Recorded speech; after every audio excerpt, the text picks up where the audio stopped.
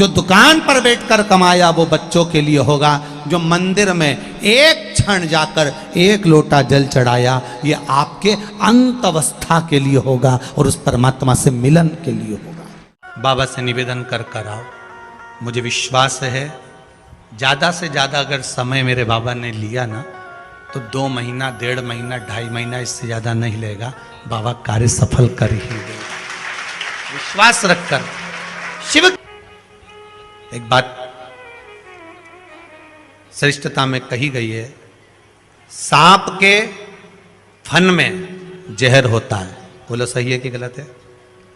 मधुमक्खी के डंक में जहर होता है। सही है? बिच्छू की पूंछ में जहर होता है।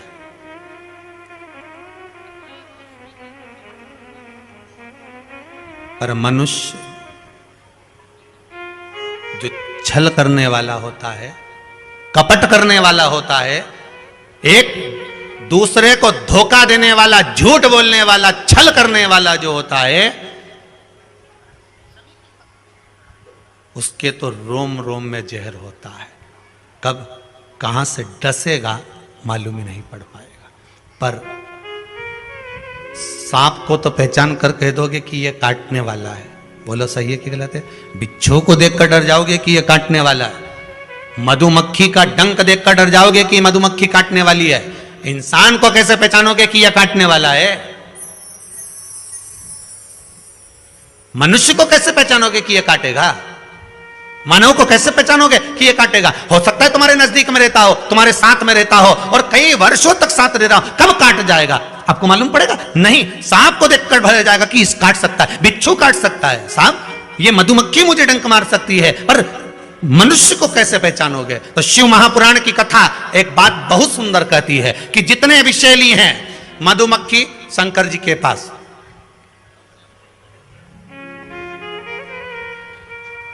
शिव जी का नाम एक धूमवान है। क्या नाम है? धूमवान। माता पार्वती का नाम एक धूमावती, जिनके पास में मधुमक्खी ढेर, पूरे शरीर के आसपास में मधुमक्खी है धूमावती के। शिव जी के गले में सर्प, वो भी विषैला, कानों में बिच्छू, वो भी विषैला। हम कैसे पहचानेंगे कि ये व्यक्ति विषैला है, ये हमको धोखा देगा, ये कपट करेगा, ये छल करेगा, ये झूठ बोलेगा, ये प्रपंच करेगा? कैसे पहचानेंगे? शिव महापुराण की कथा कहती है हमें पहचानना नहीं है। सांप डसेगा, ये उसका काम है। मधुमक्खी काटेगी, डंक मारेगी, ये उसका काम है। बिच्छू डंक मारेगा, ये उसका काम है। और मनुष्य हमको छलेगा, झूठ बोलेगा, कपट करेगा, हमारे साथ धोखा करेगा, ये उसका काम है। पर एक बात याद रखना, सांप का जहर उतारने वाले का नंबर अपने पास रख लो। काटेगा तुरंत उसके पास पहुंच जाना, फोन लगा के मैं आ रहा हूं, काट खाया।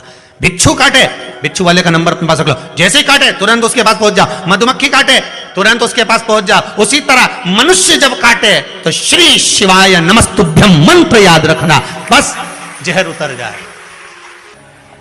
शिव है, औघड़ी है, दयालु है, दातार है, कृपा का सागर है। महाराज, ऐसा कोई कार्य नहीं जो बाबा नहीं करता। एक बात अपने ध्यान में रखिएगा, जिस समय पर आपको लगे कि कोई समस्या बहुत बड़ी आके खड़ी हो गई है, और बहुत बड़ी समस्या, और आपकी दृष्टि में लग रहा है कि आपको ये समस्या बहुत बड़ी है, आपकी दृष्टि में आपको ऐसा महसूस हो रहा है कि ये समस्या बहुत बड़ी है और इसका कोई हल नहीं निकल रहा, सब जगह से होकर आ गए, हर जगह जाकर निवेदन कर लिया, विनती कर ली, और वो समस्या आपको लगता है कि बहुत बड़ी है, तो शिव महापुराण की कथा कहती है, महाराज बेलपत्री के पेड़ के नीचे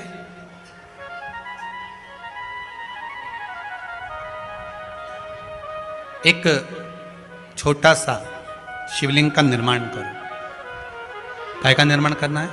शिवलिंग का। अब बेलपत्री के पेड़ के नीचे आप अगर सोचो कि भाई मैं ब्राह्मण हूं, सफेद मिट्टी का शिवलिंग बनाना है, क्षत्रिय हूं, लाल मिट्टी का शिवलिंग बनाना है, या वैश्य हूं, पीली मिट्टी का शिवलिंग बनाना है, या शूद्र हूं तो काली मिट्टी का शिवलिंग का निर्माण करना है। शिव महापुराण की कथा कहती है, लिंग पुराण कहती है, नर्मदा पुराण कहती है कि बेलपत्री के पेड़ के नीचे आप जिस शिवलिंग का निर्माण करें उसके लिए आपका वर्ण नहीं देखना, आपको तो बेलपत्री के नीचे की ही मिट्टी ले लेना, फिर वो जिस कलर की।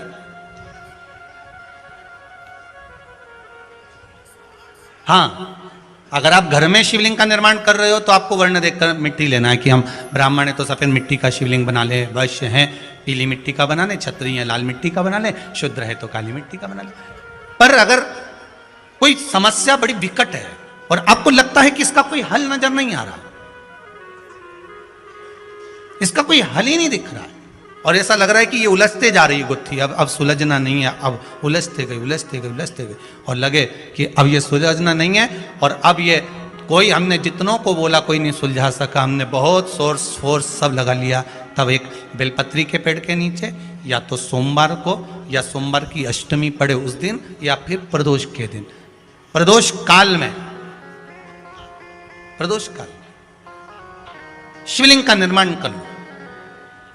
और महाराज 5 सफेद फूल, थोड़ी सी काली तिल, एक यज्ञोपवीत, पंचामृत स्नान कराने के बाद बाबा को समर्पित कर कर, बाबा से निवेदन कर कर, घी का दिया लगाकर विनती कर कर, उस शिवलिंग से निवेदन कर कर बाबा को अर्ध परिक्रमा देना है बेलपत्री की। कितनी परिक्रमा देना है? आधी परिक्रमा बेलपत्री की।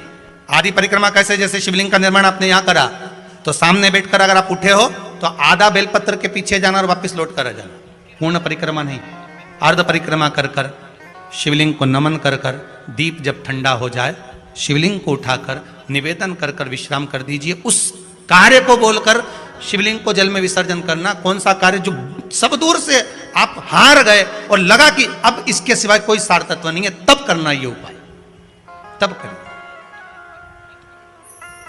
इस उपाय। बाबा से निवेदन कर कर आओ। मुझे विश्वास है ज्यादा से ज्यादा अगर समय मेरे बाबा ने लिया ना तो 2 महीना, 1.5 महीना, 2.5 महीना, इससे ज्यादा नहीं लेगा।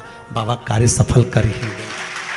विश्वास रखकर शिव की आराधना कर, करुणा सागर शंकर, विश्वास रखकर आपने अगर भाव प्रकट कर, कोई भी उपाय आप कर रहे हैं उसमें आपकी विश्वासता होना चाहिए, उसमें आपका भरोसा होना चाहिए, उसमें आपकी दृढ़ता होना चाहिए।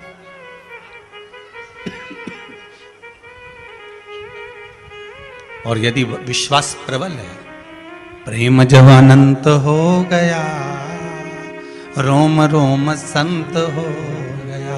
विश्वास जब दृढ़ होता है तो भगवान मिलता जरूर है। आपका भरोसा अगर दृढ़ है।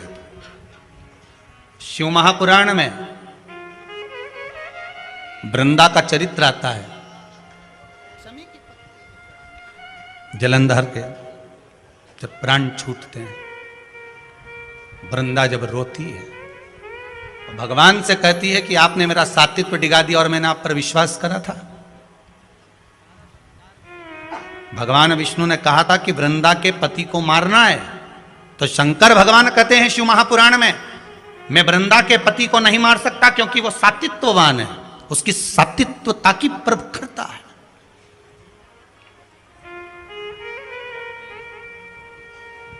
और किसी भी रूप में प्रखरता रहे। अगर आपकी दृढ़ता, आपका विश्वास अगर प्रबल है तो दुनिया में कौन बाल बक्का करेगा। एक माता जी की आदत थी, वो सुबह से उठती थी और जम जम के दरवाजा खोल के चिल्लाना चालू कर देती थी, जय हो भोलेनाथ, जय हो कुबेर भंडारी, जय हो महाकाल राजा, जय हो विश्वनाथ, बड़ी कृपा करी प्रभु आपने, बड़ी कृपा करी। खूब चिल्ला चिल्ला के बोले। आने वाले समय में वो एक माइक ले आई, ऐसा माइक ले आई, और उसने अपने अपने मोहल्ले में 2-3 जगह ऐसे डब्बे रखे ना, इसमें के 2-3 रख दिए घर की छत पे, और वहीं से चिल्लाए जम जम के। सुबेरे उठे और मुंह धोया नहीं धोया और बाहर आके चिल्ला। अब इसके कारण इसके पास में एक पड़ोसी रहता था, वो कभी भगवान को नहीं मानता था, इतना दुखी हो गया, इतना दुखी हो गया जिसके कारण परेशान हो गया। ये चिल्लाना चालू करे सुबह 5:30-6 बजे से, अब वो बेचारा बड़ा दुखी, बड़ा दुखी, किससे कहे? और वो झगड़ा करने आए तो ये लड़ने भी बैठ जाए। और लड़े कैसी? वो चिल्लाए, गालियां दे, और ये चिल्लाए वाह वाह प्रभु बड़ी कृपा करी। अब उसको और चिढ़ बैठे। बता भगवान, पड़ोसी बड़ा परेशान, कभी भगवान को मानता नहीं था, अगरबत्ती नहीं लगाए, धूप बत्ती नहीं लगाए, कभी दिया नहीं लगाए, कभी भगवान के धोख नहीं लगाए, बड़ा परेशान। अब एक दिन सवेरे सवेरे इसने माइक उठाया और चिल्ला के बोली शिवरात्रि के दिन, भोलेनाथ हर हर महादेव, जय महाकाल राजा, जय विश्वनाथ, बड़ी कृपा करी प्रभु, बड़ी कृपा करी, पर आज घर में खाने का कुछ नहीं है, मैं जा रही मंदिर, भोजन भेज देना भोलेनाथ। ये चली गई। इसके पड़ोसी ने सोचा आज इसको मजा चखाता हूं सही तरह से। वो बाजार गया, आटा चावल दाल शक्कर घी नॉन मिर्ची सब ले आया, इसके आंगन में इसके दरवाजे पर रख दिया। ये आई, इसने अंदर गई, जो देखा तो कहा दाल चावल सब्जी राई नॉन मिर्ची सब रखा था। फिर माइक लाई उठा के, फिर लाई, फिर चिल्लाने लगी हर हर महादेव, मारे महादेव जय हो मेरे महाकाल राजा, जय हो मेरे काशी विश्वनाथ, जय हो मेरे कुबेर भंडारी, बड़ी कृपा कर दी, खाने का सामान भेज दिया, बड़ी कृपा करी। इतने में पड़ोसी दौड़ कर आया, मूर्खों जैसी बात मत कर, कोई भगवान भगवान नहीं आया, वो तो मैं ला कर रखा, वो तो मैंने ला के रखा, तू तो भगवान से कह के गई थी, कहां का भगवान आ गया? इतने में इसने फिर माइक उठाया, हर हर महादेव, जय हो महाकाल राजा की, जय हो काशी विश्वनाथ की, जा खोलने से भी दान करवा दिया।